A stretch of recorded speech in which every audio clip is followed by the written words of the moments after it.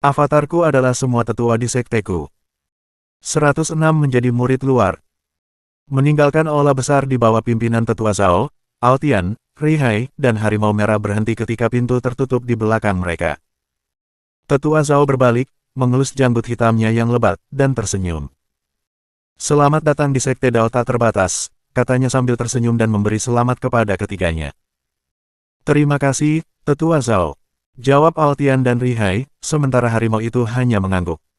Kau, harimau, boleh berbaring dan menunggu di sini. Nanti, para tetua dari aula hewan buas akan datang untuk membimbingmu, katanya sambil menggaruk janggutnya. Setelah menerima anggukan lagi dari harimau itu, dia berbalik ke arah pasangan tersebut. Baiklah, kalian berdua, ikuti aku. Tanpa menunggu jawaban, dia mulai berjalan. Sebelum mengikuti, Altian menoleh untuk melirik harimau merah, yang tampak sedikit linglung. Ia merasa seperti pemilik kejam yang meninggalkan anak anjing tak berdaya. Dan secara teknis, memang benar, hanya saja, anak anjing, itu sebesar rumah dan dengan mudah menghancurkan pasukan yang terdiri dari ribuan orang. Sambil menatap harimau itu dengan tatapan tak berdaya dan berencana mengunjunginya nanti, Altian berbalik dan berjalan pergi bersama Rihai. Ketika mereka berhasil menyusul orang yang lebih tua itu, dia tidak menunjukkan reaksi apapun dan langsung mulai berbicara. Nama saya Zhao Linghai. Kalian bisa memanggil saya Tetua Zhao, dan saat ini saya bertanggung jawab atas murid-murid luar seperti kalian, perkenalkannya. Rihai Altian memberi salam kepada Tetua Zhao. Kata keduanya sambil menangkupkan kepalan tangan dan membungkuk. Tetua Zhao, yang berhenti sejenak untuk menerima salam, dengan santai melambaikan tangannya dan melanjutkan berjalan sambil terus menjelaskan.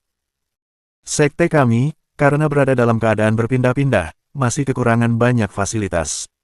Seiring waktu, fasilitas tersebut akan ditambahkan. Namun, lingkungan kultivasi dan sumber daya dasar tidak akan menjadi masalah bagi murid manapun, jadi jangan khawatir. Tetapi sekte ini beroperasi berdasarkan poin kontribusi, jadi jika Anda menginginkan hal-hal tertentu, Anda harus bekerja keras. Dia menjelaskan dengan tenang, meskipun dalam hati Altian merasa geli. Tentu saja dia tidak berencana untuk berkeliling melakukan misi sekte padahal dialah pemilik tempat itu. Namun, Rihai tampaknya tidak sependapat. Misi dan poin kontribusi adalah hal biasa dalam sebuah sekte. Tapi itu bagus. Altian dan aku bisa menggunakannya untuk berlatih dan mengumpulkan sumber daya tanpa menimbulkan kecurigaan. Dia melirik Altian, yang berjalan santai di samping pria yang lebih tua itu. Aku yakin Altian sedang berpikir untuk mendapatkan semua keuntungan tanpa perlu bersusah payah, hanya karena statusnya di sekte itu. Ramalannya pasti akan mengejutkan Altian, yang mungkin mulai bertanya-tanya apakah Rihai bisa membaca pikiran. Petik 1. Dia mungkin menggunakan status itu untuk mendapatkan beberapa sumber daya, tetapi hal-hal yang lebih jelas seperti teknik alam yang lebih tinggi, mantra, dan peralatan, yang membutuhkan banyak poin kontribusi, harus kita peroleh sendiri. Akan terlalu mencurigakan jika seseorang yang belum pernah melakukan misi tiba-tiba naik ke alam yang lebih tinggi atau menggunakan mantra langka sekte ini. Pikiran Rihai dipenuhi berbagai pertimbangan, meskipun dia tahu bahwa berpikir adalah satu hal, meyakinkan Altian adalah hal yang sama sekali berbeda. Mereka belum berjalan jauh ketika mereka melihat sebuah kandang burung batu besar di depan. Mengikuti tetua dan mendekati kandang burung, mereka menemukan sekitar 10 burung bangau putih besar dan cantik, dengan ujung sayap berwarna biru, yang sedang menunggu di sana. Makhluk-makhluk itu memancarkan aura tingkat pertama tahap akhir, tingginya sekitar 11 kaki gelombang 3 meter, dengan rentang sayap rata-rata 26 kaki gelombang 8 meter. Meskipun hampir setinggi harimau merah karena kaki mereka yang panjang, mereka jelas kalah dalam hal ukuran, berat, dan kekuatan secara keseluruhan. Ini adalah burung bangau berbulu kabut. Mereka berfungsi sebagai alat transportasi pribadi di dalam sekte. Cukup serahkan 10 batu spiritual tingkat rendah, dan mereka akan membawamu ke kandang burung terdekat dengan tujuan yang kau inginkan, jelasnya sambil mengeluarkan 10 batu dari kantung penyimpanannya dan melemparkannya ke salah satu burung, yang kemudian membuka paruhnya, menghisap batu-batu itu, dan menyimpannya di dalam perutnya, dilindungi oleh energi spiritual. Burung bangau itu mengepakkan sayapnya dengan ringan, berbalik untuk menunjukkan punggungnya, dan sedikit berjongkok di atas kakinya yang panjang. Tanpa ragu, Zhao melompat ringan dan mendarat dengan lembut di punggung bangau, yang memiliki ruang yang cukup untuk satu orang untuk menaikinya dengan nyaman. Kemudian, dia menatap pasangan itu. Altian dan Rihai saling bertukar pandang sebelum masing-masing memilih seekor bangau, mengulangi proses yang sama dengan batu-batu tersebut, dan memasangnya. Ketika Aotian pertama kali tiba di Sekte Pedang Bambu bersama avatar-avatarnya, dia belum melihat bangau spiritual di langit dan mengira sekte itu tidak sehebat yang pernah dia baca di buku. Namun sebenarnya, burung-burung itu hanya bersembunyi karena ancaman serangannya. Bawa kami ke kandang burung terdekat di dekat rumah-rumah gua para murid luar Sekte Dao tak terbatas, perintah Tetua Zhao kepada bangau itu melalui energi spiritual, sehingga bangau itu memahami tujuannya. Krauk! Burung bangau di bawahnya berseru dengan rendah hati, sedikit menekuk kakinya, dan membentangkan sayapnya yang perkasa, melayang anggun ke udara. Bangau milik Rihai dan Aotian pun mengikuti. Tak lama kemudian, ketiga bangau itu terbang melintasi langit, meluncur mulus di antara awan. Akhirnya aku merasa seperti berada di dunia sia-sia yang sesungguhnya, seperti seharusnya, Aotian tak kuasa menahan pikiran itu sambil tersenyum tipis. Sensasi bulu-bulu halus bangau di bawahnya. Tubuhnya menembus awan lembab, tanpa terluka berkat penghalang energi spiritual yang melindunginya. Di sisinya, Rihai yang cantik menatap ke depan, bersinar di bawah sinar matahari, mata birunya yang tajam dan rambut pirangnya berkibar tertiup angin, menunggangi seekor bangau putih lain dengan kepakan sayap yang anggun. Di depan sana, di atas derek lain, Tetua Zhao yang tegas, dengan janggut panjang dan rambut hitamnya, juga dikelilingi oleh arus udara yang deras. Awan mistis mengelilingi mereka, dan sekte besar itu terbentang di bawahnya. Mungkin ini bukanlah adegan sia-sia terhebat yang pernah dialami Aotian sejak bereinkarnasi, tetapi ini jelas yang paling simbolis. Saat masih di udara, Tetua Zhao, atau lebih tepatnya, Aotian melalui avatarnya, terus menyampaikan instruksi, kali ini melalui transmisi spiritual, karena sulit untuk berbicara lantang selama penerbangan. Petik 2. Para tetua luar dari beberapa paviliun akan segera memulai kuliah umum tentang berbagai seni kultivasi tambahan, seperti alkimia, penempaan, formasi, dan lainnya. Kalian boleh hadir jika berminat. Namun, kelas-kelas ini hanya akan membahas seni tingkat pemurnian. Untuk tingkat yang lebih tinggi, persyaratannya lebih ketat, seperti menjadi murid dalam dan berafiliasi dengan salah satu puncak, jelas tetua itu. Hal ini menarik perhatian Rihai. Ia masih sangat muda ketika beberapa hal terjadi dalam hidupnya yang membawanya ke salah satu gurun. Saat itu, karena masih sangat muda, ia hanya fokus pada kultivasi dan, sebagai hobi, senang mengasingkan diri di perpustakaan, menggunakan gulungan giok untuk mempelajari dunia. Namun, ia tidak pernah belajar seni tambahan dari seorang guru, karena hal itu tidak diperlukan saat itu. Ia hanya mempelajari dasar-dasarnya saja. Kemudian, ketika dia melarikan diri ke gurun karena terpaksa, dia mencoba belajar lebih banyak menggunakan ilmu sihir tingkat rendah yang dia temukan di sana, tetapi kualitasnya sangat buruk sehingga bahkan lebih buruk daripada dasar-dasar yang sudah dia ketahui dan tidak banyak membantu. Dia sudah menyerah mempelajari ilmu-ilmu tambahan dalam hidupnya, tetapi siapa sangka takdir akan berubah dan dia akan mendapatkan kesempatan lain. Karena alasan itu, dia sangat tertarik untuk belajar dari Sekte Dao tak terbatas yang misterius apa yang sebelumnya tidak bisa dia pelajari. Sembari ia merenung, instruksi transmisi suara terus berlanjut. Petik 2. Kalian berdua mungkin belum menerima senjata dari sekte. Setiap murid luar dapat memilih satu jenis senjata. Kalian bisa memberitahu saya pilihan kalian, dan saya akan meminta seseorang untuk mengantarkannya nanti, jelasnya. Ya, Tetua Zhao. Keduanya menjawab dengan hormat melalui transmisi, menganggukkan kepala di atas bangau masing-masing, meskipun Aotian telah menerima senjata dari Bao Wuji sebelumnya ketika dia melawan Harimau Merah. Tapi dia terlalu malas untuk berpura-pura menjelaskan hal itu kepada avatarnya sendiri, jadi lebih mudah untuk mengirimkan senjata lain kepada dirinya sendiri. Lagi pula, itu semua miliknya. Tetua itu melanjutkan. Teknik kultivasi juga perlu diatur untukmu.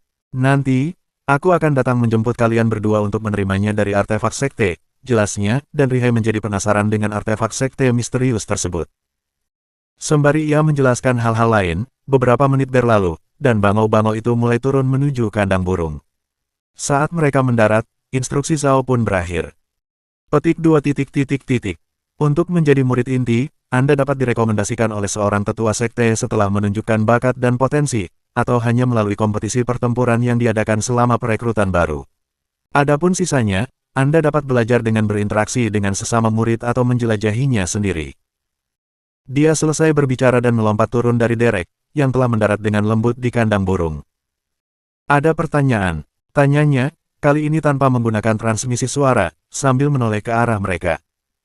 Aotian dan Rihai, yang juga telah turun dari bangau mereka, menggelengkan kepala. Bagus, Zhao tersenyum. Untungnya, karena aku baru saja menemukan pemandu yang tepat untukmu. Dia menoleh ke arah batu di dekatnya. Aotian dan Rihai memandang batu itu dengan rasa ingin tahu, meskipun ada sedikit rasa geli di mata Aotian. Chang Song, apa yang kau lakukan bersembunyi di balik batu itu? Tanya tetua Zhao sambil tersenyum. Setelah beberapa detik hening, sebuah kepala berambut putih perlahan muncul dari balik batu dan menatap mereka dengan ekspresi aneh. Dia terbatuk-batuk sambil menutup mulutnya dengan kepalan tangan, jelas merasa malu, melangkah ke samping dan muncul dari balik batu. Sambil menangkupkan tinjunya, dia sedikit membungkuk. Chang Song menyampaikan salam kepada tetua Zhao dan para murid lainnya, katanya dengan serius. Jadi, apa yang kau lakukan di sana? Tetua Zhao menyeringai dan mendesak pertanyaan itu. Yah, saya tadi, menghitung semut. Katanya ragu-ragu, sedikit berkeringat dan tampak malu. Sebenarnya, ketika dia hendak meraih derek, dia melihat tetua Zhao datang dari jauh dan panik, lalu bersembunyi di balik batu untuk menghindari masalah. Namun kini ia menyesalinya dan tidak punya alasan yang tepat untuk diberikan. Ia sudah bisa merasakan masalah akan segera datang, entah mengapa, tetua Zhao selalu tampak menargetkannya dengan tugas-tugas yang merepotkan. Tetua Zhao terkekeh nakal. Chang Song, kau datang tepat waktu. Bantulah para murid luar yang baru datang ini menemukan tempat tinggal di gua, perintahnya tanpa ragu, lalu menoleh ke Aotian dan Rihai. Kalian berdua, berlatihlah dengan tekun, nasihatnya, dan tanpa menunggu jawaban, ia langsung mengeluarkan pedang terbang, melompat ke atasnya, dan pergi dengan anggun sambil meletakkan tangan di belakang punggungnya. Chang Song ditinggalkan sendirian, terlantar diterpa angin, wajahnya tampak muram. Seandainya aku tahu, aku tidak akan pernah datang ke sini untuk mengambil derek. Seharusnya aku pergi ke kandang burung yang lebih jauh, pikirnya getir. Namun kenyataannya, ada kandang burung yang lebih dekat di dekat gua tempat tinggal para murid inti seperti dirinya. Akan tetapi, karena takut akan nasib buruk dan masalah di sana, dia memilih kandang yang lebih jauh ini. Sekarang, dia sudah berencana untuk pergi lebih jauh lagi di lain waktu. Sambil mendesah getir dan memaksakan senyum, dia menatap tak berdaya pada kedua murid itu, meskipun ada sedikit rasa ingin tahu dalam tatapannya. Aneh, aku belum pernah melihat mereka sebelumnya. Mereka tidak termasuk di antara murid-murid yang direkrut sebelumnya. Pasti tambahan yang dibuat selama beberapa bulan kita pergi. Dia merenung, tetapi memilih untuk tidak bertanya. Rasa ingin tahu membunuh kucing, dan hidupnya terlalu berharga untuk menjadi seekor kucing. Baiklah, adik-adikku, aku baru saja kembali ke sekte ini, jadi aku belum terlalu familiar, tetapi aku tahu di mana gua-gua tempat tinggal para murid luar. Silakan, ikuti aku, katanya lembut. Sekarang masalah telah datang, melarikan diri hanya akan menimbulkan lebih banyak pertentangan, dan lebih banyak masalah. Yang tersisa hanyalah menanggung akibatnya. Terima kasih, kakak senior. Aotian dan Rihai tersenyum, menangkupkan tangan mereka, dan mengucapkan terima kasih. Yah, aku tidak keberatan memanggil muridku yang berusia 70 tahun ini kakak senior. Dia bahkan pantas dipanggil kakek, pikir Aotian sambil geli. Maka, di bawah bimbingan Chang Song yang malang, mereka dengan cepat menuju ke rumah-rumah gua para murid luar. 107 kakak-kakak senior. Saudara Song, apakah kau tadi hendak pergi ke suatu tempat? Tanya Aotian penasaran, sementara Rihai mendengarkan di sampingnya, sama-sama tertarik. Ya, benar, adik, jawabnya sambil menggaruk kepalanya, tampak malu. Sejujurnya, Chang Song merasa canggung harus memanggil orang lain dengan sebutan adik junior. Jika itu tidak dianggap tidak sopan terhadap sekte dan sesama murid dalam, dia pasti akan memanggil murid luar dengan sebutan kakak senior, dia akan melakukannya dengan lega dan bahkan gembira. Dalam benaknya, ia tak henti-hentinya membayangkan adik-adiknya yang ia sebut demikian ternyata adalah monster kultivasi yang menakutkan atau mendapatkan banyak kesempatan, menjadi kuat, dan suatu hari kembali untuk membunuhnya karena telah meremehkan mereka dengan menyebut mereka adik. Meskipun Aotian tahu bahwa Chang Song adalah kultivator yang pendiam dan pengecut yang lebih memilih menjadi orang biasa agar hidup lebih lama daripada terlibat dalam masalah, dia senang memprovokasinya dengan menempatkannya di pusat perhatian. Tetapi bahkan dia pun tidak pernah membayangkan Chang Song bisa sepengecut ini. Tetua Zheng Tao, mengapa Anda memilih saya sebagai murid dalam padahal saya bahkan tidak ingin berpartisipasi? Chang Song meratap getir dalam hatinya, mengingat tetua luar pavilion hukuman, Zheng Tao, yang bertanggung jawab atas kompetisi murid dalam. Dan meskipun frustrasi, ia tak kuasa menahan keinginan untuk berjuang demi posisi yang lebih baik mengingat kenangan itu. Kumohon, promosikan aku menjadi murid rendahan. Tidak, kalau begitu aku harus berurusan dengan murid-murid lain dengan melayani mereka, yang akan menghambat kultivasiku dan mungkin membuatku mendapat masalah. Tidak, posisi impian setiap kultivator adalah murid luar. Aku harus melakukan yang terbaik untuk mencapai posisi itu, pikirnya dengan tekad. Sementara itu, Altian dan Rihai menatap aneh pada murid yang membimbing mereka, yang tiba-tiba membeku di tempat, menatap ke Cakrawala. Jika mereka tahu apa yang dipikirkannya, mereka pasti akan menatapnya dengan lebih aneh lagi. Merasakan tatapan mereka, Chang Song dengan cepat tersadar kembali. Dia berdeham sambil menutup mulutnya dengan tangan, merasa malu. Maaf, adik-adik, aku melamun. Dia membungkuk sopan, meminta maaf. Jangan khawatir, Altian menepisnya sambil tersenyum, dan Rihai pun mengangguk, tampak tidak khawatir. Baiklah, terima kasih atas pengertianmu. Adikku, kau bertanya apakah aku akan pergi ke suatu tempat. Sebenarnya, aku berencana untuk menemui salah satu tetua sekte. Aku baru saja kembali dari misi dan ingin menggunakan poin kontribusiku, tetapi aku tidak tahu di mana menemukan tetua yang bisa menunjukkan arah yang benar, jadi kupikir aku akan meminta salah satu bango untuk membawaku ke sana. Mereka bilang kalau kau meminta bango untuk membawamu ke suatu tempat, biasanya mereka tahu kemana harus pergi, jelas Chang Song dengan nada tak berdaya. Jika ada sesuatu yang lebih besar daripada rasa takutnya, itu adalah keinginannya untuk hidup lebih lama. Itulah sebabnya, demi teknik dari alam selanjutnya, dia rela meninggalkan tempat perlindungan gua yang aman dan menjelajah ke dunia berbahaya yang disebut di luar gua. Oh, begitu. Kalau begitu, bango-bango itu mungkin tidak tahu persis di mana mereka berada, tetapi aku dan Rihai tahu. Altian tersenyum dan menatap Rihai sambil menggenggam tangannya. Rihai sedikit tersipu malu melihat gestur intim di depan orang lain, tetapi dengan cepat menyesuaikan diri. Kalian tahu, bisakah kalian memberitahuku, adik-adikku? Aku tidak sempat bertanya pada tetua Zhao sebelum dia pergi begitu saja setelah memintaku untuk membimbing kalian, kata Chang Song, terkejut dan senang mengetahui mereka tahu di mana para tetua berada, dan bertanya dengan rendah hati. Tentu, mereka saat ini sedang rapat dengan Sekte Pedang Bambu, semuanya berkumpul di sana. Setelah rapat selesai, mungkin kau bahkan tidak perlu mencari mereka. Altian tersenyum. Oh, jadi begitu. Sekarang semuanya masuk akal. Terima kasih, adikku, karena telah memberitahuku. Chang Song menangkupkan kedua tangannya dan membungkuk lagi sebagai tanda terima kasih. Kakak senior, Anda tidak perlu selalu bersikap formal, kata Altian, sedikit tak berdaya, tetapi Chang Song hanya membalasnya dengan senyum meminta maaf. Tanpa mempermasalahkan lebih lanjut, Altian membiarkannya saja dan melanjutkan berjalan sambil mengobrol dengan Chang Song. Rihai tidak banyak bicara, dia masih mengamati bagaimana segala sesuatunya berjalan di sekte itu dan tidak banyak yang bisa dikomentari, jadi dia lebih memilih membiarkan Altian memimpin percakapan. Mereka berjalan beberapa saat hingga melihat seorang lelaki tua berdiri di jalan setapak, dengan tenang bercocok tanam sambil menutup mata. Rihai menatap pria tua itu dengan rasa ingin tahu, karena ia tampak sangat tua dan keriput. Altian bilang sektenya baru mulai merekrut murid belakangan ini, tapi dengan usia seperti itu, dia pasti sudah tua, kan? Mungkin dia menyembunyikan auranya, pikirnya, penasaran. Namun pikirannya terputus oleh kata-kata Chang Song selanjutnya. Adik Hui, apa yang kau lakukan di sini? Tanyanya dengan terkejut.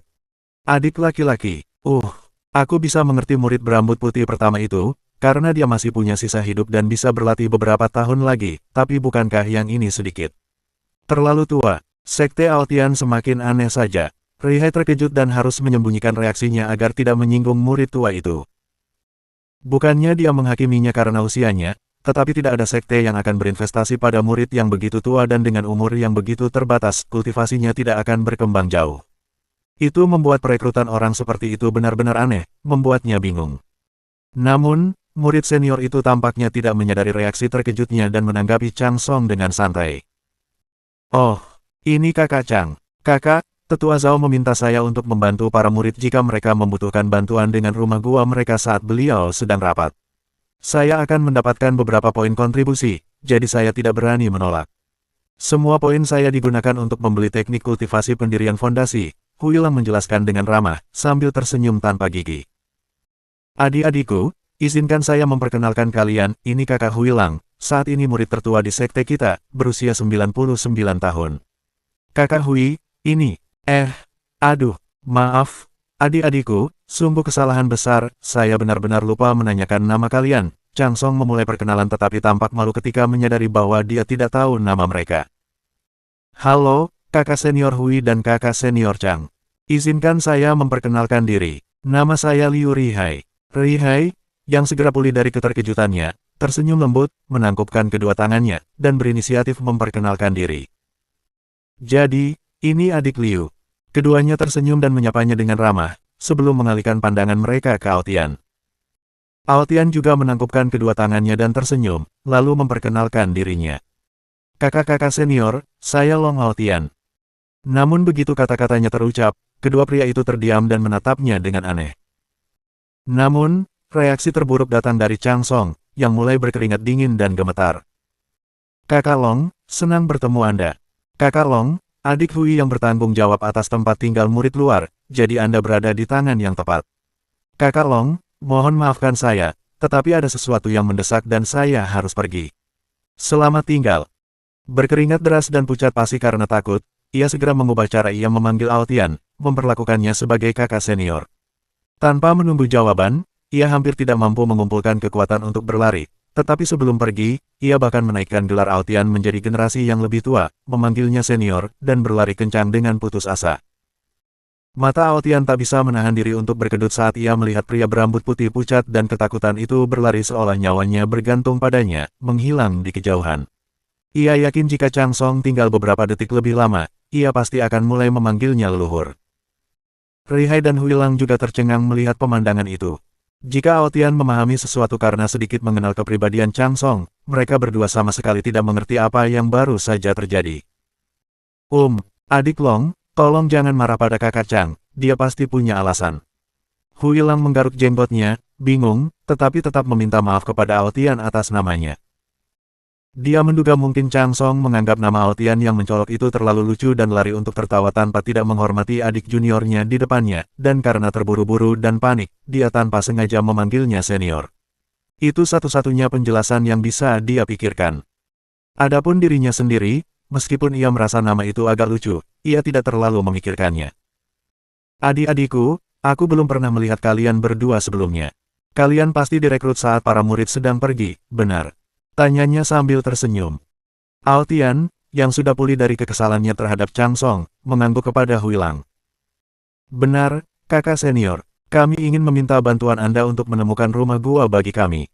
Tetua Zhao yang mengutus kami, jawab Aotian dengan hormat, memastikan untuk menyatakan bahwa itu adalah perintah dari Tetua Zhao, agar Huilang tidak khawatir. Begitu. Kalau begitu, ikutlah denganku, adik laki-laki dan perempuan. Dia tersenyum kepada keduanya, berdiri perlahan, berbalik, dan mulai membimbing mereka. Huilang jauh lebih baik sekarang setelah ia berhasil mencapai tahap pendirian fondasi dalam beberapa hari terakhir. Lebih bersemangat dan penuh harapan, dan aku bisa merasakan bahwa kesetiaan dan rasa terima kasihnya kepada sekte telah tumbuh pesat. Tapi itu wajar, lagi pula, sekte telah memberinya kesempatan hidup kedua, pikir Aotian, tersenyum tipis sambil mengamati murid tua itu secara diam-diam. Berjalan agak di belakang, Aotian mendekati Rihai. Haier, kita akan tetap tinggal bersama, kan? Tanyanya lembut. Rihai meliriknya dari samping dan tersenyum nakal. Tinggal bersama, aku tidak tahu, dia mengetuk-ngetuk jari putihnya di dagu, berpura-pura berpikir, menggoda Aotian. Kau memang tidak pernah berubah, ya. Anggap saja itu sebagai jawaban ya.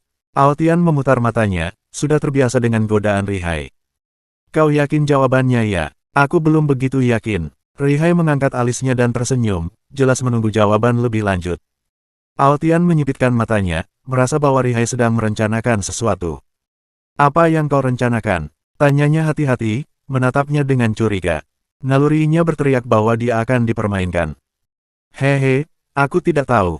Mungkin aku akan merasa lebih aman tinggal bersamamu jika taruhan tertentu dibatalkan. Dia tersenyum lebih lebar, mata birunya yang indah berbinar penuh kenakalan. Mata Aotian membelalak. Tidak, Rihai, kamu tidak bisa melakukan ini, itu tidak adil. Dia menggelengkan kepalanya dengan tegas, menatapnya dengan protes. Tidak. Dia mengacungkan jari putihnya di depan wajahnya, geli. Aku sedang membuat kesepakatan yang adil di sini. Kamu bisa memilih untuk tetap bertaruh, dan aku akan membayar hutangku, tetapi kemudian kita akan tinggal terpisah sampai pernikahan. Dan mungkin bahkan menunda pernikahan selama 1 tahun lagi. Atau, kamu bisa memilih untuk tinggal bersamaku sekarang dan membatalkan taruhan. Dia mengedipkan mata dengan main-main padanya. Altian menunjuknya dengan jari yang gemetar, tak percaya. Kau iblis. Tanyanya dengan mata membelalak kaget.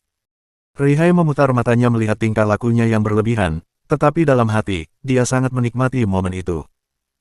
Jadi, bagaimana, Tianer? Apakah kau akan memakan umpan untuk mengisi perutmu, atau bersabar dan memancing sampai kau mendapatkan hadiahnya? Tanyanya, sambil menyelipkan sehelai rambut ke belakang telinga dan menatapnya dengan iba. Altian takjub melihat kecantikannya dan mendapati dirinya dalam situasi yang sangat sulit. Haier, jangan lakukan itu dilarang. Sekarang kau bersikap 2 kali lebih tidak adil, keluhnya tanpa daya. Gerakan apa? Yang ini? Tanyanya sambil tersenyum, dan menyelipkan sehelai rambut lagi ke belakang telinganya, menatapnya dengan iba dengan mata birunya sambil sedikit menggigit bibir.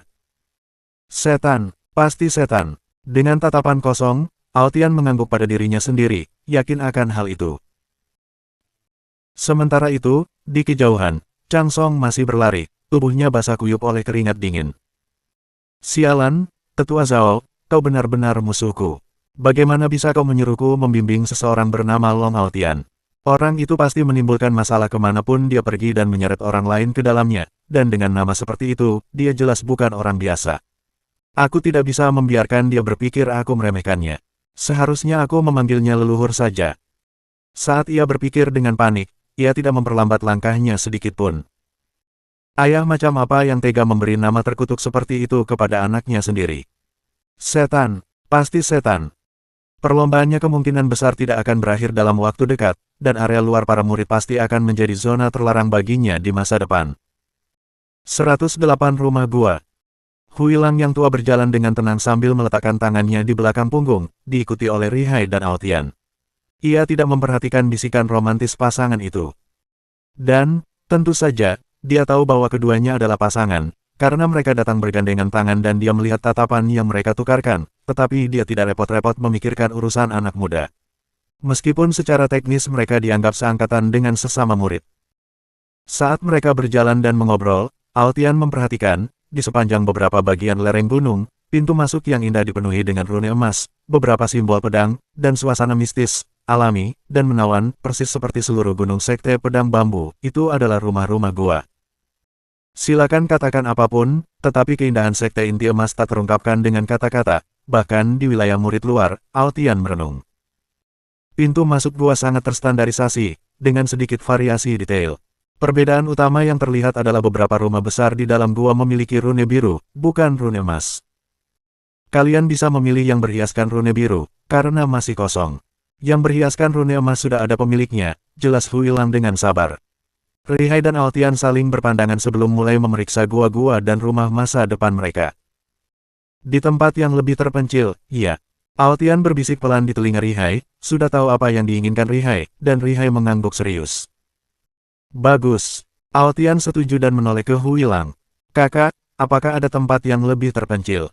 Aku dan adikku lebih suka tinggal di tempat yang lebih terisolasi dan damai, tanya Altian, padahal dia sudah tahu ada tempat seperti itu. Huilang menatapnya dengan bingung. Hidup dalam kedamaian praktis merupakan syarat bagi mereka yang berlatih meditasi terus-menerus, jadi rumah gua manapun pada dasarnya sudah damai dan terpencil. Ia segera menyadari bahwa adik laki-laki dan perempuan ini ingin tinggal lebih jauh karena suatu alasan, tetapi ia tidak bertanya. Sebaliknya, ia hanya akan melaporkannya kepada Tetua Zhao nanti dan tidak mengkhawatirkannya lebih lanjut. Yah, memang ada tempat seperti itu. Tapi karena letaknya agak lebih rendah di gunung daripada area murid luar pada umumnya, tidak ada yang menyukai tempat itu. Apakah kau ingin melihatnya? Seperti yang kukatakan, letaknya agak lebih rendah, dan menurut definisinya, energi spiritualnya agak kurang murni, Huilang menjelaskan dengan serius. Baiklah, kami ingin melihatnya. Altian dan Rihai mengangguk. Huilang tidak keberatan dan mengantar mereka ke sana. Mereka berjalan sedikit hingga mencapai sebuah cekungan di gunung tempat terbentuknya lubang kecil. Sesampainya di tepi jurang, Huilang menunjuk ke bawah. Ada sebuah lembah kecil yang indah, sekitar 10 meter di bawah tempat mereka berdiri. Suasananya agak gelap, karena gunung di sekitarnya menghalangi sebagian cahaya, tetapi pepohonan eksotis yang indah, bersama dengan beberapa tanaman spiritual yang bercahaya, menciptakan suasana nyaman di lembah kecil itu. Ada di bawah sana, mau turun dan melihatnya. Seperti yang kubilang, letaknya agak lebih rendah, tanyanya sambil memandang mereka. Aotian dan Rihai juga mendekat ke tepi dan melihat ke bawah. Keduanya tampak puas dengan tempat yang nyaman dan terpencil itu. Melihat Rihai mengangguk, Aotian tersenyum dan menatap Huilang. Kakak senior, tidak perlu mencari lebih jauh. Tempat ini sudah cukup. Aotian tersenyum. Baiklah, kalau itu yang kau inginkan. Dia mengangguk, melangkah maju dengan tangan di belakang punggung, dan dengan santai melompat dari tebing. Ia mendarat selembut bulu di atas batu di tengah jalan, lalu, dengan satu langkah lagi, jatuh lagi ke batu lain. Pada langkah ketiga, ia turun perlahan ke tanah. Dia sebenarnya bisa saja langsung melompat ke bawah tanpa ragu atau sekadar menggunakan pedangnya untuk terbang, sekarang setelah dia mencapai tahap pendirian fondasi, tetapi dia lebih memilih untuk memberi contoh kepada adik-adiknya agar mandiri. Tentu saja, keduanya tidak membutuhkan itu, tetapi dia tidak mengetahuinya. Mengikuti contoh Huilang, keduanya juga mendarat dengan lembut di tanah. Nah, itu dia rumah gua di sana, kata Huilang sambil menunjuk ke dinding gunung. Ada sebuah rumah gua seperti yang mereka lihat sebelumnya, tetapi dengan rune biru, yang menunjukkan bahwa rumah itu tidak memiliki pemilik. Lalu, ia mengeluarkan token Gioxian dari kantung penyimpanannya, dan setelah menyalurkan energinya ke dalamnya, token itu menyala dengan warna biru tua yang menyilaukan. Huilang mengarahkannya ke gua, dan token itu memancarkan seberkas cahaya yang mengenai bagian tengah gerbang biru gua tersebut. Rune-rune itu, begitu terkena cahaya, dengan cepat berubah dari biru menjadi emas, dimulai dari tengah. Ketika seluruh pintu berubah menjadi emas, seberkas cahaya melesat kembali, yang dengan mudah ditangkap oleh Huilang. Di tangannya terdapat sebuah token berwarna abu-abu, yang kemudian ia ulurkan ke arah mereka. Ini adalah kunci menuju rumah gua. Hanya ada satu kunci untuk setiap gua, jadi jika kalian berencana untuk tinggal bersama, mungkin akan bermasalah. Saya sarankan masing-masing dari kalian memiliki gua sendiri, tetapi itu terserah kalian. Satu peringatan, jangan sampai kehilangan kuncinya, atau orang lain bisa masuk ke gua kalian jika mereka tahu gua mana yang bisa dibukanya, jelasnya, lalu menunggu keputusan mereka. Namun Aotian tidak ragu-ragu dan mengambil kunci itu. Tidak perlu, kakak senior. Aku dan Rihai jarang keluar, dan kalaupun keluar, biasanya kami selalu bersama. Jadi kami akan tinggal bersama, katanya sambil menatap Huilang dan menjelaskan dengan sopan, meskipun dalam hati ia sedikit ragu dengan apa yang dikatakannya. Sebenarnya, dia akan menggunakan avatar-avatarnya untuk membuat kunci kedua nanti, yang tidak sulit. Adapun keengganannya, itu karena alasan lain. Rihai juga mengangguk setuju dengan Aotian dan diam-diam tersenyum penuh kemenangan, karena Aotian baru saja membatalkan taruhan sebelumnya hanya dengan kata-katanya, dan itulah mengapa dia enggan. Baiklah, jika kalian sudah memutuskan. Huilang tersenyum kepada mereka. Kurasa sampai disinilah kita berpisah, adikku. Ia menangkupkan kedua tangannya dan pamit dengan sopan. Terima kasih, kakak senior, atas bimbinganmu, kata Aotian dan Rihai serempak, sambil menangkupkan tangan dan sedikit membungkuk.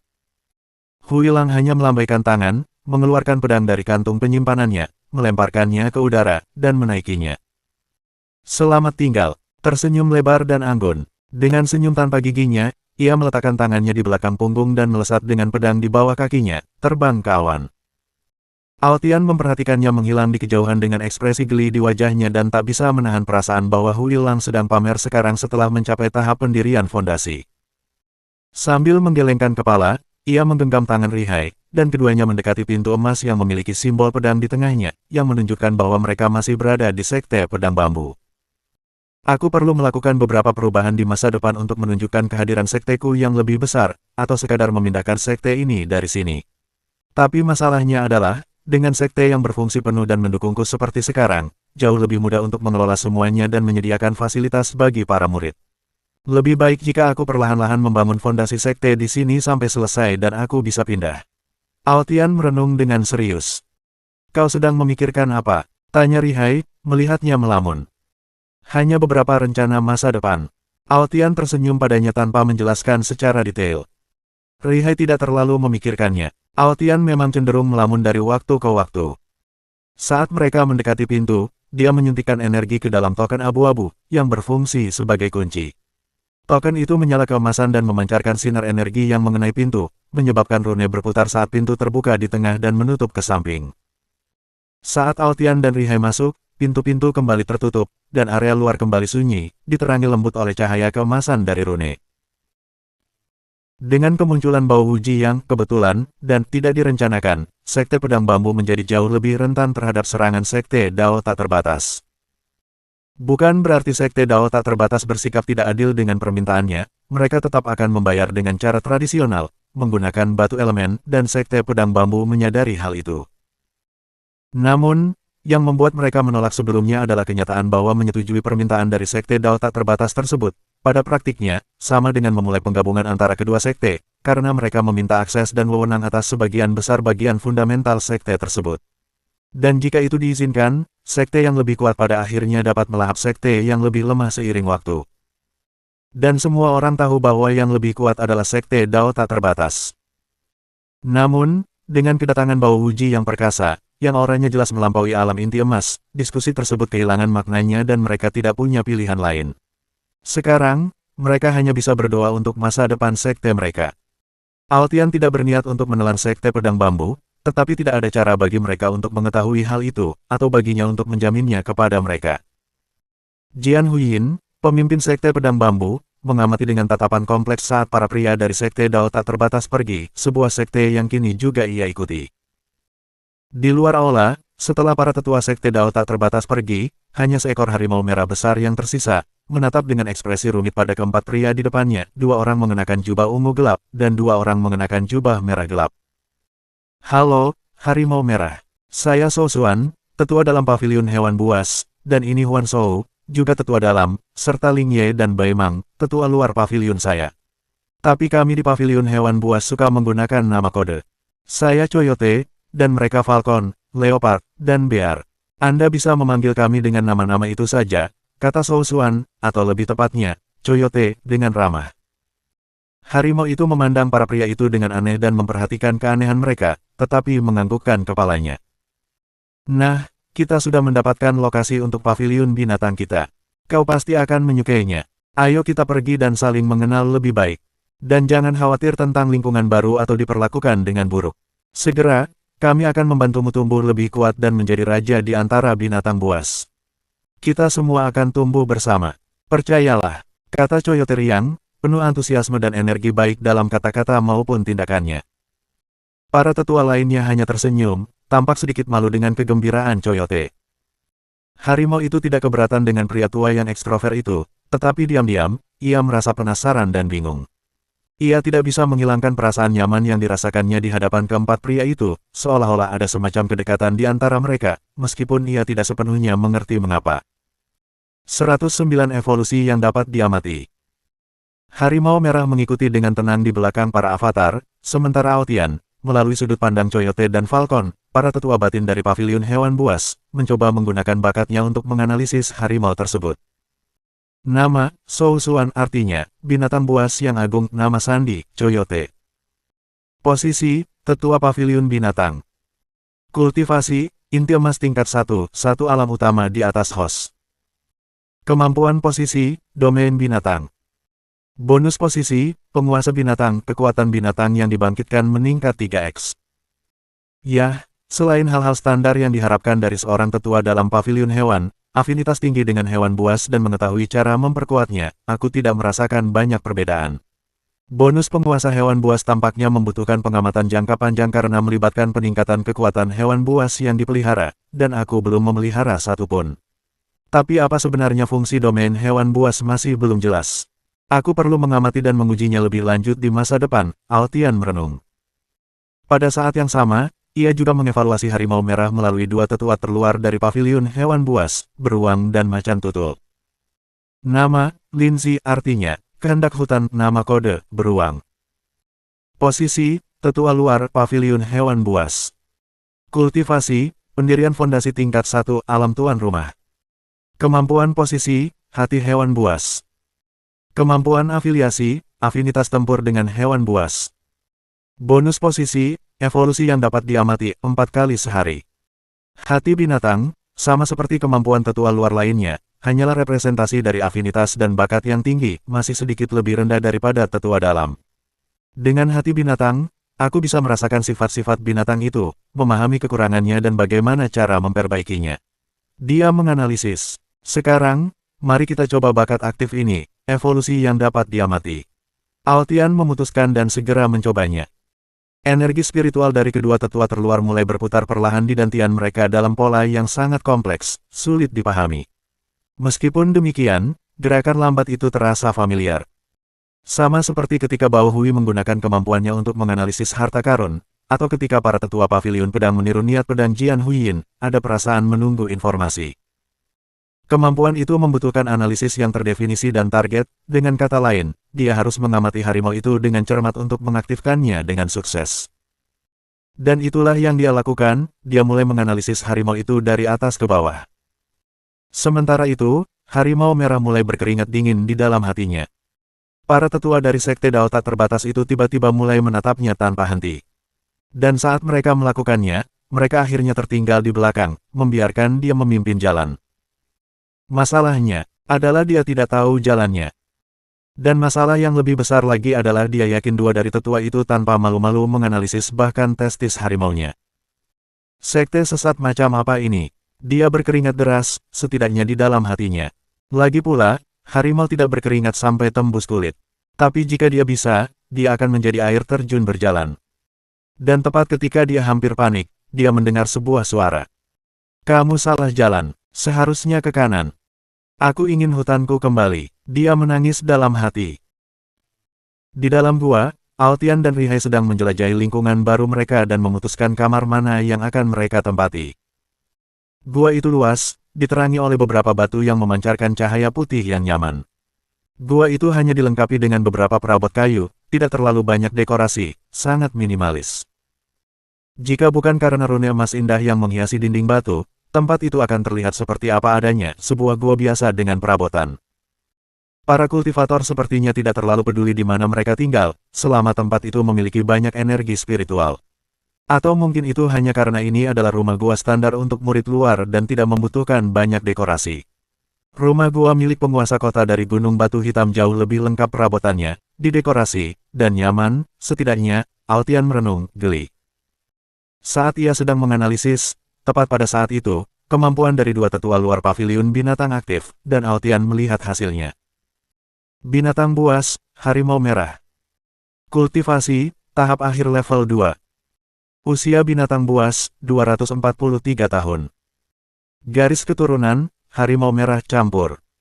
Kualifikasi, tahap awal level 3. Evolusi. Opsi 1. Garis keturunan, harimau merah lengkap. Kualifikasi, tahap sempurna level 3. Persyaratan. Kultivasi yang diperlukan, pil tingkat 2 sempurna. Pil pemurnian garis keturunan tingkat inti, resep, ramuan Starheart, ramuan Teargrass. Opsi 2. Garis keturunan, harimau merah muda. Opsi 7. Garis keturunan. Kualifikasi harimau berkobar, tahap pertengahan level 3. Persyaratan. Kultivasi yang diperlukan, tahap akhir pil level 2. Pil inti berkobar, resep, akar hangus, bunga merah matahari. Opsi 8. Garis keturunan, harimau ungu. Opsi 12. Garis keturunan, harimau darah diencerkan. Kualifikasi, tahap sempurna level 3. Persyaratan. Kultivasi yang diperlukan, tahap awal. Pil level 3, pil binatang darah, resep, buah jantung darah, ginseng darah. Opsi 17. Garis keturunan, harimau bermata satu. Altian terkejut melihat daftar itu. Bukankah ini mirip dengan sistem evolusi binatang buas? Ini menarik. Matanya berbinar melihat daftar itu, dan dia mulai menganalisisnya dengan cermat. Terdapat 17 jalur evolusi, tetapi sebagian besar buruk dan hanya sedikit lebih baik daripada garis keturunan harimau merah yang sudah diencerkan saat ini. Yah, saya ingat pernah membaca tentang sistem seperti ini di bumi, dan mudah untuk mengetahui jalur mana yang terbaik. Matanya tertuju pada pilihan yang menurutnya paling menjanjikan. Opsi 12. Garis keturunan, harimau darah diencerkan.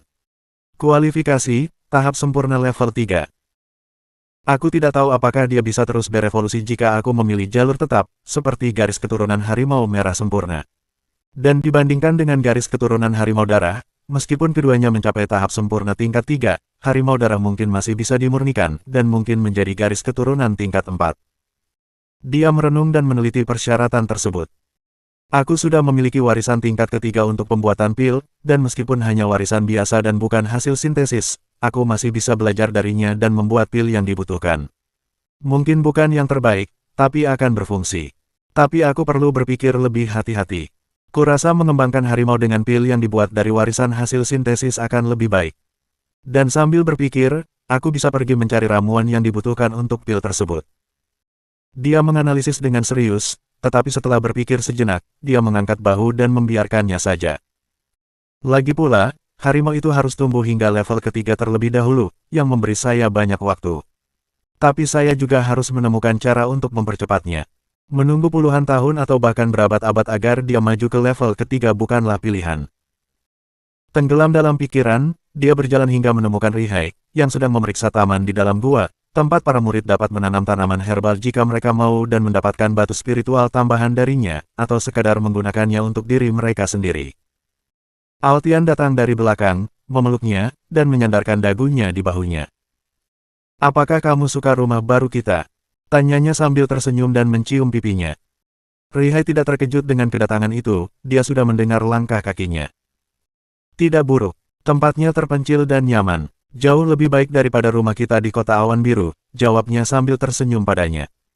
Tapi Altian tahu dia tidak terkesan, hanya merasa puas. Dan dia mengerti. Lagi pula, Rihai mungkin pernah tinggal di tempat yang jauh lebih baik ketika masih muda. Meskipun begitu, dia merasa puas, tempat ini jauh lebih unggul daripada tempat mereka sebelumnya, dalam hal kenyamanan, estetika, dan energi spiritual. Satu-satunya yang kurang hanyalah tempat tidur. Duduk di atas batu sepanjang waktu itu menyiksa, Altian bercanda, sambil menatap profilnya yang cantik. Rihai menoleh ke arahnya dan mengangkat alisnya. Mereka tidak menyediakan tempat tidur untuk murid luar agar mereka tidak terlalu nyaman dan bermalas-malasan, malah fokus pada kultivasi. Mirip seperti seseorang, katanya menggoda, sambil tersenyum dan menunjuk hidung Altian dengan jari putihnya yang ramping. Altian menatapnya dengan tercengang. "Kau pikir aku malas?" tanyanya dengan terkejut. Rihai terkikik sambil menutup mulutnya dengan tangan, merasa geli dengan reaksinya. Dia tidak menganggap Altian malas, tetapi dia lebih suka menghabiskan waktu bersamanya daripada berlatih kultivasi, yang tidak umum di antara kultivator pria. Dia senang diprioritaskan, tetapi dari sudut pandang kultivator lain, dia benar-benar terlihat seperti pemalas. Saat itu dia bahkan sedikit khawatir, tetapi karena baru beberapa hari sejak dia menancapkan akarnya, dia berencana untuk berbicara dengannya nanti jika dia terus menghabiskan terlalu banyak waktu padanya dan bukan pada kultivasi. Bukan karena dia tidak menikmati perhatian itu, tetapi demi kebaikannya. Namun itu terjadi sebelum mereka diserang dan melarikan diri dari kota awan biru. Sekarang, bagaimanapun, dia tahu bukan karena dia terlalu sedikit berlatih kultivasi, melainkan karena dia berkembang begitu cepat sehingga dia menghabiskan waktu tambahan untuk menstabilkan ranahnya, dan akhirnya menggunakannya untuk bersama dengannya.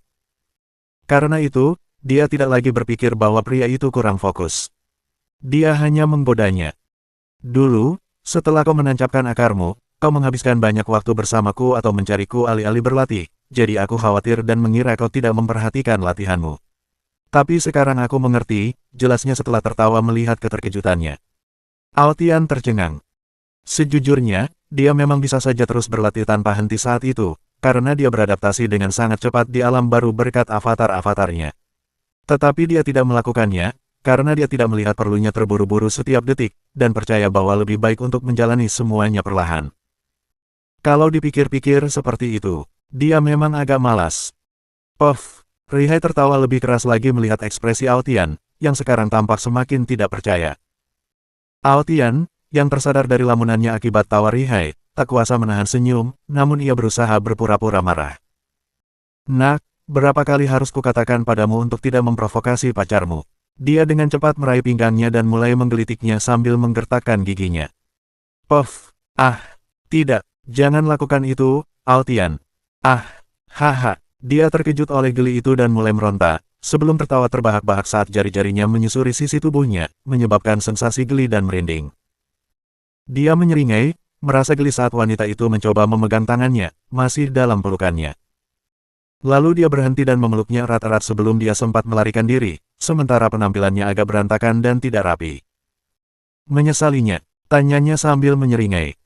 Tidak akan pernah, jawabnya, sambil meronta-ronta dalam pelukannya sambil tersenyum, berusaha melepaskan diri.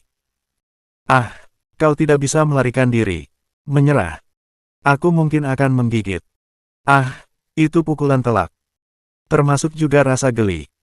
Kalau begitu, mari kita berdua bermain curang.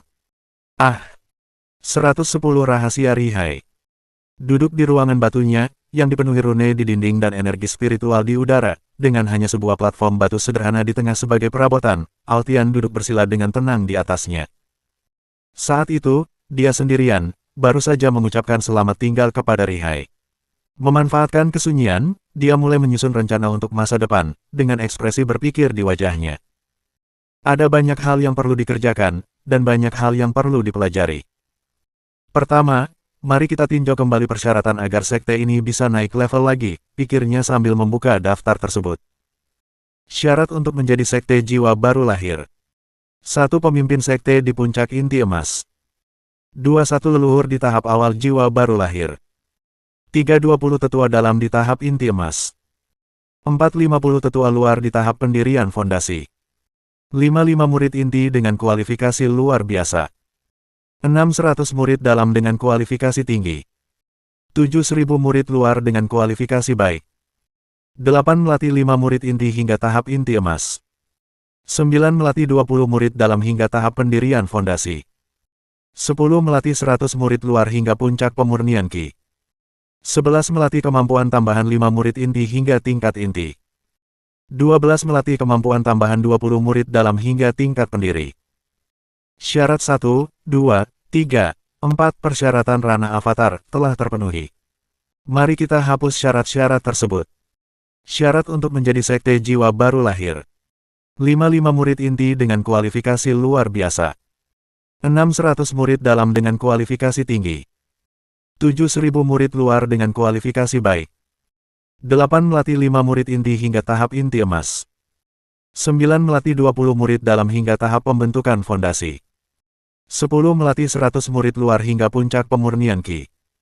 11 melatih kemampuan tambahan 5 murid inti hingga tingkat inti. 12 melatih kemampuan tambahan 20 murid dalam hingga tingkat pendiri. Untuk poin 5, 6, dan 7, saya membutuhkan perekrutan besar-besaran untuk mencapai jumlah ribuan murid. Saat ini, sekte ini memiliki 5 murid dalam dan 118 murid luar, termasuk saya dan Rihai. Syarat ke-9 mudah diselesaikan, aku hanya perlu mengangkat 15 murid, dan syarat ke-10 sudah selesai. Kemudian datang syarat ke-11 dan ke-12, yang akan membutuhkan waktu.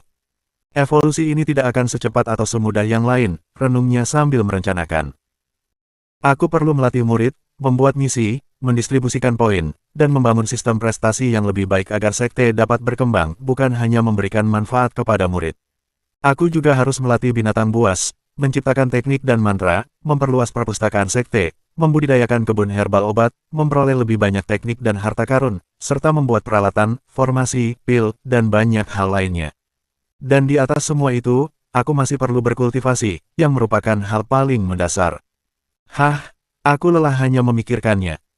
Altian menghela napas dalam hati setelah merenungkan daftar panjang tugasnya. Namun kemudian ia teringat sesuatu yang membuat sebagian rasa lelahnya memudar, dan senyum kecil muncul di wajahnya.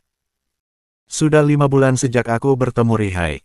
Saat kita genap 1 tahun, kita akan merencanakan dan mengadakan pernikahan, seperti yang sudah kita putuskan. Saat ia berpikir pelan, tiba-tiba matanya membelalak karena teringat sesuatu yang penting, dan ia segera bangkit dari posisi bersila. Sebagai tetua Zhao, aku berjanji akan membawa Rihai untuk menerima tekniknya besok, tetapi aku tidak tahu persis asal-usulnya atau apakah dia memiliki fisik yang istimewa, yang tidak akan kuragukan. Artefak perpustakaan kristal itu tidak nyata, itu hanya aku yang mengetahui asal-usul para murid dan menciptakan teknik untuk mereka. Tetapi tanpa mengetahui asal-usulnya, aku tidak bisa memberinya teknik yang paling sesuai. Setelah memikirkan hal itu, dia tidak ragu lagi dan meninggalkan kamarnya menuju kamar Rihai. Meskipun gua itu hanya memiliki satu kunci, terdapat sekitar 5 ruangan dan beberapa ruang lain untuk berbagai keperluan. Tampaknya Sekte Pedang Bambu telah memperkirakan kemungkinan lebih dari satu orang tinggal di dalam gua, atau sekadar memiliki ruang yang sangat luas sehingga mereka membaginya hanya karena mereka mampu melakukannya. Sesampainya di depan pintunya, lagi-lagi pintu emas yang dipenuhi formasi, Altian mengetuk rune-rune tersebut, yang sedikit menyala biru di tempat yang disentuhnya, sebelum kembali ke cahaya keemasan. Reihai, panggilnya, membuat pintu itu kembali berkedip biru. Ini sistem yang cukup menarik, pikir Altian sambil mengamati rune-rune tersebut. Untuk mencegah kecelakaan saat memanggil seseorang yang sedang berkultivasi, formasi pada pintu menghalangi suara dan memancarkan peringatan lembut di dalam ruangan, hanya membangunkan kultivator jika mereka berada dalam keadaan kultivasi normal, bukan selama terobosan penting atau pencerahan. Para kultivator yang memiliki kendali kuat atas energi spiritual mereka dapat melakukan ini sendiri, tetapi formasi tersebut melakukannya secara otomatis, menawarkan keamanan ekstra bagi siapapun yang berada di dalamnya. Altian menunggu kurang dari 1 menit ketika rune di pintu berubah menjadi biru, dan pintu itu terbuka di tengah, bergeser ke samping dan memperlihatkan Reihai yang kebingungan di baliknya. "Bukankah kita baru saja mengucapkan selamat tinggal?" tanyanya dengan bingung. "Ini penting." Altian, tanpa basa-basi sedikit pun, langsung masuk ke kamarnya dan duduk di atas lempengan batu. "Masuklah." Reihai memutar matanya dan menggoda. Altian hanya tersenyum dan menepuk tempat di sampingnya. Tanpa berpikir panjang, Reihai mendekat dan berbalik untuk duduk, tetapi sepasang tangan meraih pinggangnya dan mengalihkan tempat duduknya, tepat di pangkuannya. "Kukira kau menyuruhku duduk di sebelahmu," tanyanya geli, kini duduk di pangkuannya. "Aku berubah pikiran." Dia tersenyum. "Oke, bukan misteri. Aku tidak percaya kau datang ke sini hanya untuk menggoda setelah kita berpisah." Dia bercanda dengannya, lalu berhenti sejenak, meletakkan jari di dagunya, dan mendongak. "Tidak, tunggu, aku percaya itu," godanya sambil tersenyum nakal. "Aku juga tidak akan meragukannya jika aku jadi kau, tapi bukan kali ini," jawabnya dengan nada yang sama, menyipitkan matanya dengan main-main, tetapi segera menggelengkan kepalanya. Reihai hanya berkedip, menatapnya dengan bingung, menunggu dia menjelaskan. "Reihai, aku ingin bertanya apakah kau mengizinkan leluhur Bau untuk memeriksa akar silsilahmu, agar kita bisa menemukan solusi yang tepat untuknya?" tanya Altian dengan wajah serius. "Tidak perlu membahas detail teknik dan hal-hal lainnya, intinya adalah memeriksa akar permasalahannya, dan membantunya sebisa mungkin." Reihai, yang tadinya tidak terlalu khawatir, tiba-tiba menjadi serius dan menatap Altian dengan ragu-ragu. "Itu, Tianer," dia menatapnya dengan cemas. "Ada apa, Haier? Ceritakan padaku." Altian, yang terkejut dengan keraguannya, menatapnya dengan khawatir sambil memegang tangannya. Dengan cemas, dia melirik ke sekeliling, mendekatkan wajahnya ke telinga pria itu, dan berbisik. "Altian, aku tidak bisa mengungkapkan wujud fisikku, itu rahasia dan tidak seorang pun boleh tahu, itu terlalu berbahaya bagiku. Aku hanya mempercayaimu, tetapi saat ini kau tidak akan bisa memeriksanya. Aku tidak bisa mengendalikan energiku dengan baik karena akar-akarku yang rusak, dan levelmu terlalu rendah, energimu akan langsung ditolak olehnya," bisiknya lembut ke telinganya. Altian menatapnya dengan terkejut dan tak kuasa menahan diri untuk berspekulasi. Mungkin fisik yang istimewa, tapi kenapa dia begitu berhati-hati? Pasti bukan fisik seperti itu, kan? Memikirkan kemungkinan tertentu, matanya membelalak dan dia menatapnya dengan tercengang, rahangnya ternganga. Reihai, melihat ekspresi berlebihan di wajah Altian, seolah-olah dia baru saja mendengar sesuatu yang tak terbayangkan, entah mengapa merasakan dorongan yang tak terkendali untuk meninju Altian. Naluri kewanitaannya berteriak bahwa pasti ada sesuatu yang bodoh terlintas di kepalanya. Kau tidak mungkin," Altian tergagap, tak percaya dengan kesimpulan yang baru saja ia dapatkan. Kemungkinan itu belum pernah, bahkan sekalipun, terlintas di benaknya sebelumnya. Dia mendekatkan wajahnya ke telinga wanita itu dan berbicara dengan suara rendah, menghormati privasi yang diinginkannya. "Apakah kamu memiliki fisik kultivasi ganda?" Petik 2. AOTIAN, aku akan membunuhmu. Ahahaha. Dengan kepala tertunduk saat Reihai menatapnya dengan marah, Altian tak kuasa menahan diri untuk menggaruk bagian belakang kepalanya karena malu. "Sepertinya aku salah paham," pikirnya dengan canggung. Merasakan tatapan kesal Reihai yang masih menusuknya, dia mencoba menenangkan amarah Reihai. "Haier, maafkan aku salah paham," dia meminta maaf dengan tulus. Dia memutar matanya, jelas kesal. Menganggap seorang wanita memiliki fisik dengan 2 cabang kultivasi adalah hal yang sangat menyinggung. Fisik seringkali memiliki dampak yang kuat pada kepribadian seseorang, dan wanita dengan fisik seperti itu tidak dianggap sebagai teladan kesucian. Tentu saja, ada beberapa tipe fisik yang memberikan manfaat bagi pasangan setelah hubungan intim pertama mereka, seperti mereka yang memiliki tipe fisik yin ekstrim murni. Tetapi itu bukanlah tipe fisik kultivasi ganda yang sebenarnya, itu hanya kebetulan memiliki efek samping yang menguntungkan bagi pasangan. Fisik kultivasi ganda sejati adalah fisik di mana kultivator menggunakan hubungan seksual terus-menerus dengan satu atau lebih pasangan untuk meningkatkan kultivasi mereka sendiri, dan terkadang pasangan mereka juga ikut meningkat sedikit. Namun, karena fisik sangat memengaruhi kepribadian pemiliknya seiring pertumbuhan dan perkembangannya, orang-orang dengan fisik kultivasi ganda seringkali menjadi sangat suka berganti pasangan saat dewasa. Melihat ekspresi bingung di wajah Aotian, bahkan tidak mengerti mengapa dia begitu marah, Rihai merasa terpaksa menjelaskan semua ini kepadanya. Setelah mendapat pelajaran singkat tentang akal sehat, Aotian akhirnya mengerti alasan di balik kemarahannya. Begitu ya, Aotian menatapnya dengan bingung. Rihai terdiam ketika menyadari bahwa dia benar-benar tidak tahu. Dia merasa bingung bagaimana seseorang bisa begitu kurang akal sehat, tetapi memilih untuk tidak mendesak, dan memutuskan untuk menunggu dia menjelaskannya sendiri suatu hari nanti. Dia menduga mungkin itu ada hubungannya dengan cara Aotian dibesarkan. Dia pernah mendengar legenda tentang keluarga kultivator tertentu yang membesarkan anak-anak berbakat seolah-olah mereka manusia biasa, baru kemudian mengungkapkan asal-usul mereka yang sebenarnya dan mendukung mereka dalam kultivasi. Percaya bahwa itu akan membantu mereka tumbuh dengan pola pikir yang lebih stabil, lebih berkomitmen pada jalan kultivasi setelah mengalami kehidupan fana. Meskipun dia hampir yakin bahwa cerita-cerita itu hanyalah fiksi belaka, yang diceritakan oleh ayahnya ketika dia masih kecil, dia tidak bisa memastikan bahwa hal-hal seperti itu tidak pernah ada. Mungkin Aotian berasal dari keluarga yang aneh seperti itu. Selanjutnya bab 111 budidaya ganda.